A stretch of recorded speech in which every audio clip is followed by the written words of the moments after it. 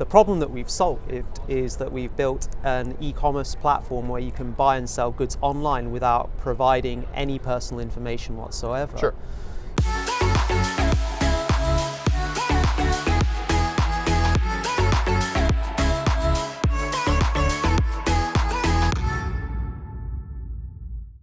Hey guys, Justin Wise for Breaking Bitcoin here. I am here with Kapil Amarasinghe. He's from Project Particl, and I know a little bit about Particl. This is actually take 2, so awesome. But anyways, I'm grateful for the opportunity to stand, not sit down, and hear a little bit more about Particl and what Kap's here to talk about and what problem they're trying to solve. So Kap, thank you so much for taking the time. No worries, thanks man. Yeah. So yeah, Particl, the problem that we've solved is that we've built an e-commerce platform where you can buy and sell goods online without providing any personal information whatsoever. Sure. So what we've basically done is we've built our own blockchain, okay? And by the way, this product's already live, so you can go to particl.io and download the desktop client to your desktop and start playing with our marketplace today if you want to. So the way it works is this: Particl has got its own blockchain, and you download that client like a Spotify client, and it connects you to the Particl blockchain, and you can already then start seeing the listings of goods that are there for sale. Sure. And you yourself can browse listings and buy things if you're interested, or list things that you want to sell. Okay. Now, as I said, we enable peer-to-peer e-commerce without providing any personal information, and the way we do that is, as I said, because we're on a blockchain, we use a native token called part for all transaction settlements. Okay, so the Particl blockchain is a blockchain uses part, and the part tokens, they use ring CT technology. So all the transactions that occur on this network, the buyer, the seller, and the amounts are obscured from third-party analysis. Now, how do we actually enable people to buy and sell goods online without giving up your name, date of birth, sign up stuff, just giving a shipping address? Right. How do we, yeah. So you do give the shipping address? You don't have to give a shipping address, okay, of course. But how do we otherwise enable this? Well, we use our own escrow system. Now that's running on a smart contract. It's an automated escrow. So whenever I'm interested in buying something, let's just say, let me get this mobile phone, right? Sure. You see this mobile phone on the Particl marketplace and I'm selling it. What I have done is when I list this, I create an escrow contract with this, and if I'm selling this for $50, I basically put $50 as a seller into this escrow deposit. Okay. And you as a potential buyer go, oh, I'd like to buy this phone. And you say, okay, right, I'm going to put $50 for the cost of the phone into that deposit contract, plus a further $50 as a deposit, okay? As the buyer? As the buyer. So I'm actually putting up $100 in, and me as the seller, I'm putting $50 in for a $50 phone. I then give you the phone, you receive it, and you say, hey, I received it, that's great. And I say, yeah, I sent it to you, of course you did. And then we agree that that transaction's been settled. Then me as the seller, I get my $50 deposit back, plus the $50 you put there to pay for the phone. You get the phone, and you get $50 of your deposit back. Sure. And if we basically say, okay, something's gone wrong, you can either delay the resolution until a resolution's found. But if you say, oh, if either party says this isn't going down, then you both lose deposits. So that way, both the buyer and the... Okay, so it's a disincentive system, right? Exactly. Buyer and the seller are incentivized to be honest towards each other. In this system, an honest buyer and an honest seller, if it goes wrong and they can't agree, they both get double penalties. Even a pure scammer comes out with no profit in this. Sure. So they're disincentivized. So that's how you do peer-to-peer commerce without any personal info. Now you factor in the buyer-seller amounts obscured from third-party analysis, and the really interesting feature that's coming up that really expands on what we can do is that we're building functionality to enable you to put an infinite number of marketplaces on the network. So it won't just be one market anymore. You as a seller could go download this client, and when we release that functionality, which should be out in the few coming months, say you're a manufacturer and you have like 20 suppliers, you're manufacturing cars and you have 20 different parts from 20 suppliers. You could go to the Particl network and you could create 20 different markets, and each market, it could just be, on this market, I'm only listing this good for sale. Okay. And it's just between, that market's got its own address. So then, okay, you're the supplier, I'm a manufacturer, and we both know the address of that one market. And as long as you don't give the address out and I don't give the address out, no one even knows that market exists. Okay. So you could have... It's just our little secret. It's our little secret, effectively. So you can do proper B2B if you think, if you're trying to mask your manufacturing supply chains from competitors, that's great. If you're trying to protect your intellectual property, even better. Right. You could have an infinite number of markets and they're all customized and they're all verifiable because you can do it in such a way that only you, when you create that market, can list things into that market. So say you're like an Amazon seller, and you're using our services instead. You've got a shop on our place as well. You're selling the exact same stuff. There's no commissions on our platform. There's no charges on our escrow. So for instance, you don't have to waste time looking for a trusted human third party to act as an escrow holder, and you don't have to pay him a fee. Plus, you don't have to pay a commission fee when you sell goods on our platform. So we're actually cheaper to transact on than any existing platform. Right. So you could run an Amazon marketplace, give the address for your Particl market there, hey, get the same goods 20% cheaper. And if Amazon's doing, say, 40% commission, well, you're still selling those goods cheaper, but making more money. Yeah. Right? You also don't have to worry about Amazon coming in if you have a very good supply chain and cutting you out as the middleman. Exactly. Which is your hustle, right? And that's all that anybody can ask for sometimes. Best thing about this will be announced. This will be one of the things we're announcing in November the 1st, but we'll be making it very, very easy to send Bitcoin into our client, and automatically it gets converted to the part token. So an atomic swap structure or something like that? We do support atomic swaps, and we'll be building that stuff towards the end of 2020. The way we're doing this is using a sort of automated bot client linked to an exchange at the moment. But yes, atomic swap functionality is supported on our chain. We have been doing R&D with Bitcoin, Litecoin. We actually did proof of concept with Decred back in 2017 to show it can be done. A very similar hashing function, so very similar to anything that's built off that hashing function. Pretty much. Can do the atomic swap. So for me, I'm excited because this is providing liquidity to a lot of and non-speculative organic use case to a lot of other cryptocurrencies where they can basically use our ecosystem independent of fiat altogether. And I think that's a big deal. And then when you start factoring in the no commissions and the B2B use case and the B2C use case and the privacy, well, that's where I stand. Okay, cool. I like it. So you're trying, if you were to put it into some simple terms for somebody who, again, just kind of heard the 10-second elevator pitch, you're trying to basically replace Amazon. But it's not just Amazon, it's also Craigslist. It's also Amazon Co, right? So, it's also, again, like you said, kind of the supply chain and B2B, and there's privacy aspects and functions as well, which is pretty neat, man. Cool. So just some questions that came to my mind. I'm going to ask some hard ones first, and then some easy ones. So, we talked about kind of the disincentive system. So the way that Particl works is you say that we put up $100 for the $50 fund. By the way, that's a promise. You said you'd sell that fund to me for $50.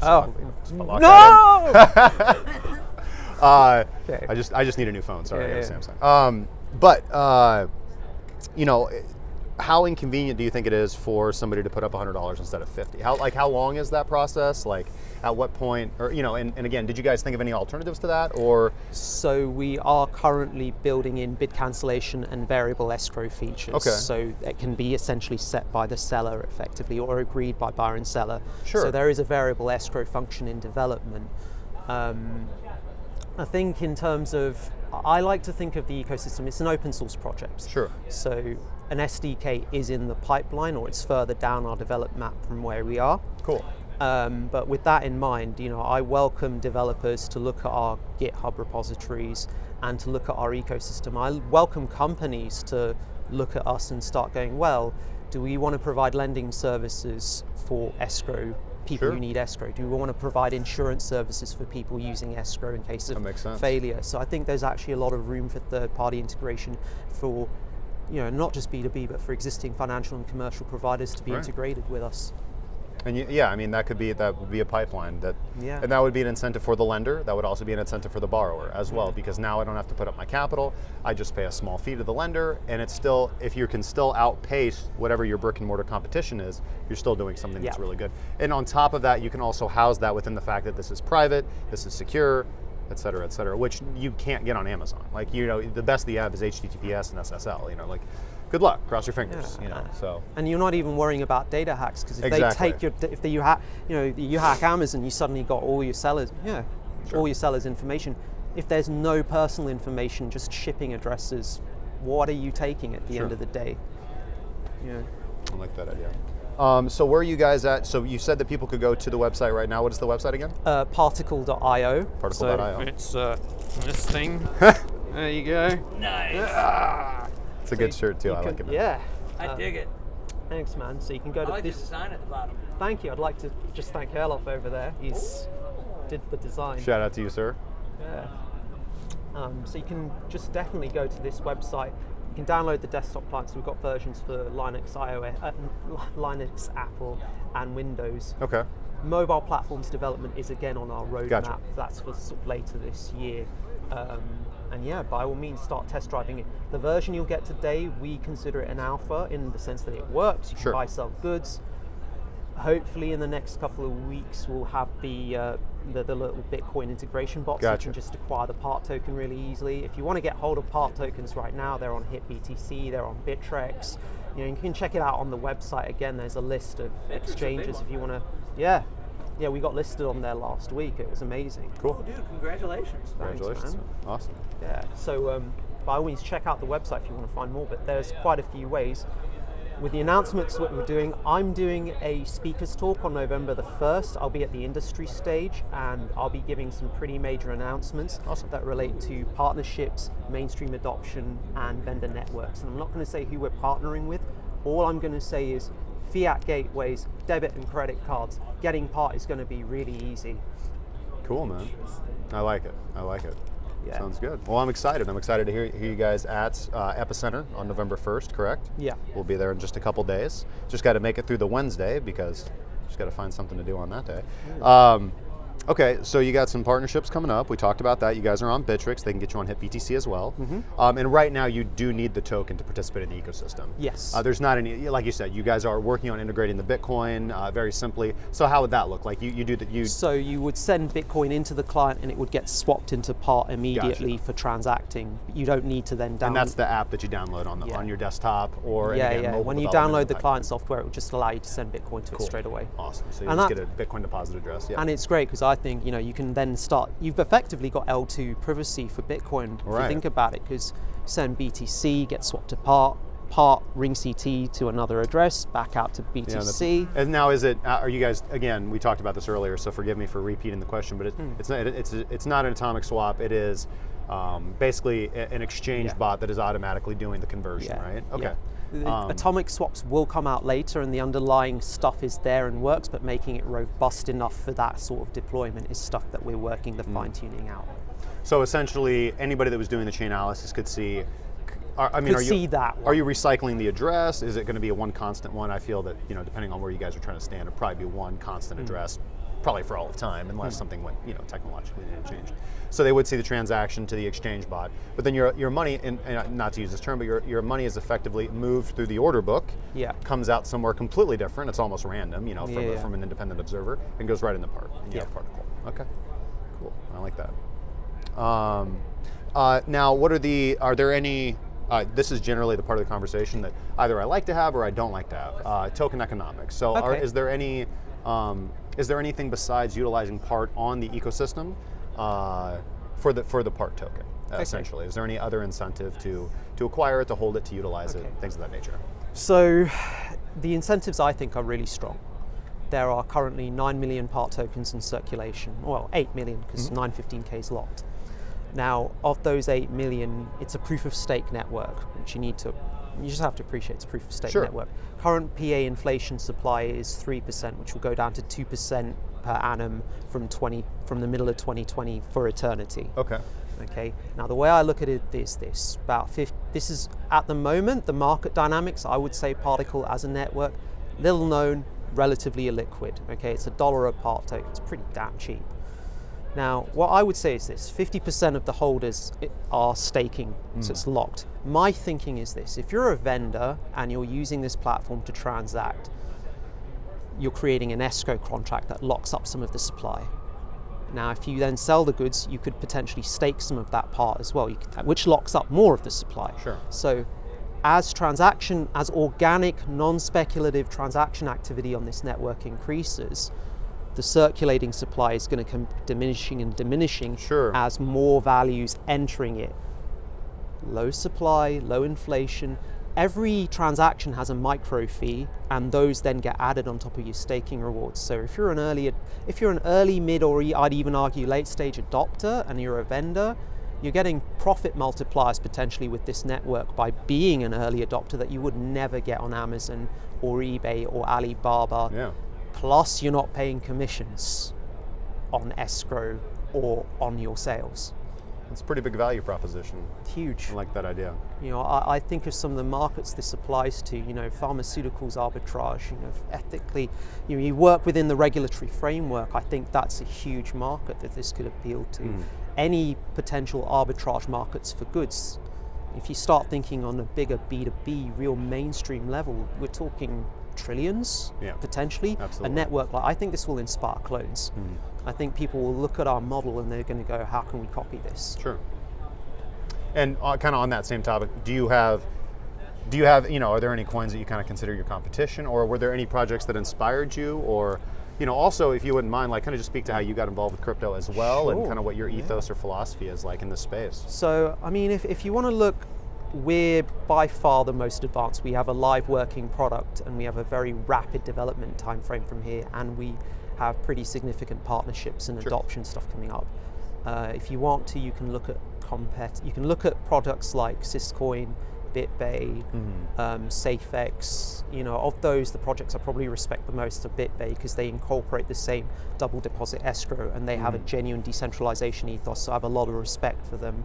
I think SafeX, they've not yet released a product, and Syscoin, they have a marketplace, but they moved in a direction which is very, if I can be really upfront, centralized, KYC centric, kind of removes all, and the tokenomics are pretty bad if I'm just speaking off the cuff, which I'm not really because I'm on a camera, but I'm just going to say, Syscoin's tokenomics are freaking awful.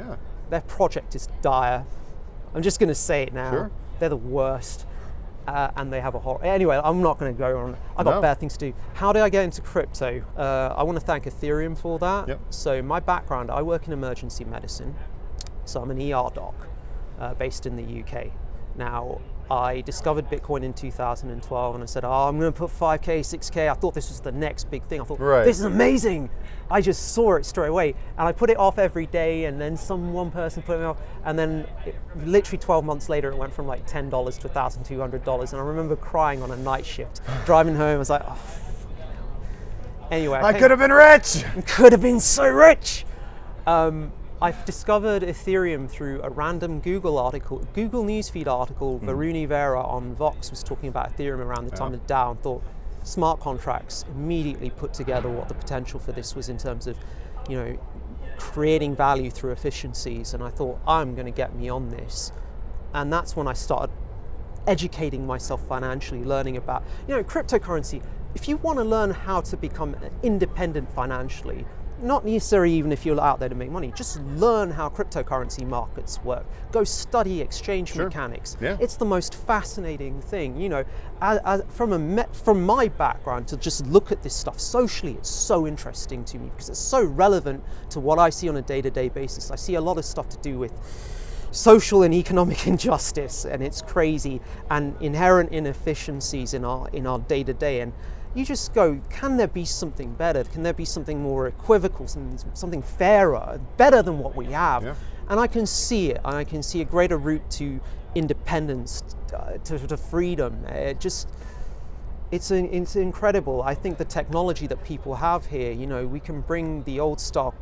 I mean, you can give real financial control to people, and they can take control of their financial educations, and that is a real step towards independence. Too many people throw their independence away in trust and in apathy, and it's a shame because people can then get exploited, and I hate to see that, and people do get exploited, and it's sad. That kind of fits with your background as well. And I agree with you as well. You know, I discovered cryptocurrency. I mean, to be honest, I was kind of well, not nowadays, 2019, but relatively to people who got into crypto in 2012, 2014. I didn't get involved with cryptocurrency until 2016. And I originally got involved for the money. But at some point you take the red pill, you know, and coming, again, as, kind of upfront about, I generally approach things from the lens of a Bitcoin maximalist. I mean, and when I say that, focusing on security, focusing on having unconfiscatable funds, focusing on restoring people, power back to the people. Because I've seen throughout history exactly what happens when governments take control. But on top of that, so, what's interesting about cryptocurrency is you have this technological innovation, or this technological revolution, that has brought many different sectors together, so very strange bedfellows that you've never really seen before. So you have finance, you have economics, you have fintech, you have kind of computer science, you have philanthropy, and then you have multiple other different sections. And then on top of that, you have kind of this stew philosophy of libertarianism or anarcho-capitalism, or objectivism if you go far enough down the rabbit hole. And what's just interesting is that all the different camps that you can see and all the different passions you can see. So it's actually pretty refreshing to get that, to see that passion in somebody who's developing a project. So Thanks, man. Cool, man. Okay, you already told us where we could find you, and you said people could go get the token on Bittrex or Hit BTC. Okay, it's about $1 right now. Yeah. All right, cool. That's pretty darn cheap. Yeah. Do you have any final thoughts or anything? I mean, honestly, there's a couple. You're a pretty interesting guy, so if you don't mind, what's kind of like what's on your radar right now? Like, what do you think is like the most interesting thing going on in crypto at the moment? Aside from us, the thing that I really loved was MakerDAO. Cheeky. I like it. Yeah. MakerDAO. Okay. If I'm going to give respect to a project, I'd say MakerDAO. If you want a decentralized, trustless stablecoin, I don't hold MKR tokens. This is me just giving my own. This is me not even talking for the project. It's me personal endorsement. I think if you want an honest, decentralized, trustless stablecoin with a very clear-cut mechanism, DAI, DAI, and that's, partly links back to my Ethereum roots and entering all of this, but of the projects I've seen, that one interests me. Yeah, absolutely. And, seeing how that's held a one-to-one peg with the USD despite, a 90% drop in the underlying collateral Ethereum, it's worth studying MakerDAO, guys. If you can read a white paper and you've got several attempts to do this, just get that one in your head. That's elegance. And that's the sort of future that, decentralized finance, that kind of freedom and return to independence, and as you said, holding control of your funds so that no one can exploit you in ways you don't imagine. Yeah. We got the chance to sit down with somebody who's developing a project based on the DAI ecosystem, and on Compound and on Ray. And it was really interesting to sit there and talk to him, and his thoughts about that. Because honestly, for a lot of people in cryptocurrency right now, because again, just to be involved in the space, you generally have to hold an asset, right? Yeah. And that puts you in an interesting scenario where, we've the memes, the roller coaster, the just the being in crypto, and it's pretty neat. And it's, obviously being somebody who's genuinely interested in technology or the philosophy, right? So whether you approach it from a computer science background, because you can see those individuals as well, so people who are programmers at heart and get intellectually interested in cryptocurrency. And then you have libertarians who distrust the government or believe in freedom, and they approach it from that philosophical standpoint, and then they just happen to either get rich or very poor as a result of holding on to something that they believe. So it's pretty interesting. I honestly think that from what I've seen, and I'd have to do a little bit more studying, but DAI does represent a pretty decent opportunity right now for a lot of people to escape that. As you said, it's held a very nice peg to the dollar, a one-to-one, despite Ethereum falling off a cliff with most other cryptocurrencies as well, valued against BTC. One could argue about USD valuation. But that's a $700 million ecosystem, and it's working. It's working right now. And not only that, you have, because it's collateralized, you have the ability to earn interest. Yeah. So a lot of people who would have taken, who would have avoided the strategy of not having a trading strategy, again, because a lot of people, whether they want to trade, so whether they're watching shows like ours and trying to learn how to trade, or whether they're watching any other kind of program or trying to learn any kind of trading strategy, a lot of people who don't put in the work to learn end up buying high and selling low for the most part, because they're trying to move their liquidity around and just recapture that 2017 bull run. Yeah. A lot of people are.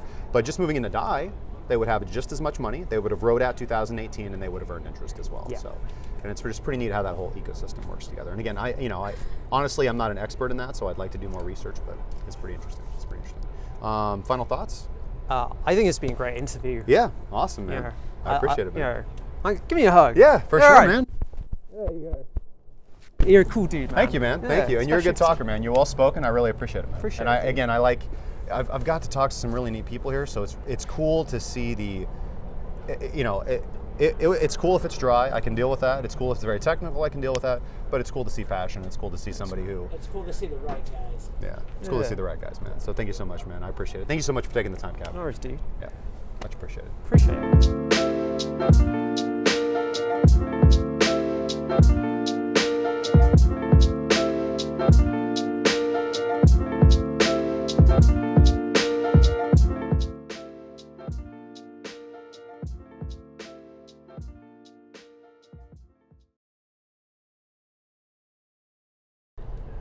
And this is the only audio we have today, so.